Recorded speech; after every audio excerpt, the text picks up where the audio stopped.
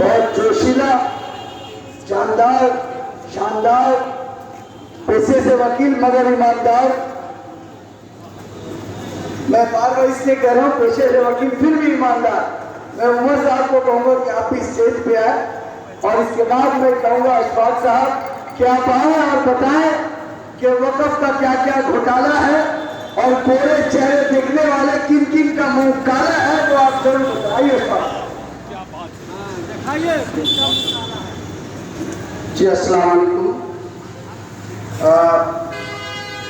सर्वप्रथम আমাদের প্রদেশ Congress committee minority department এবং জাতীয় কংগ্রেস, বিশেষ করে প্রদেশ কংগ্রেস কমিটি মাইনরিটি ডিপার্টমেন্টের চেয়ারম্যান সাহেব শ্রী শামীম আখতারজির নেতৃত্বে আজকে এই ধর্ণা মঞ্চ, এই গণসমাবেশ, আজকে গণসমাবেশে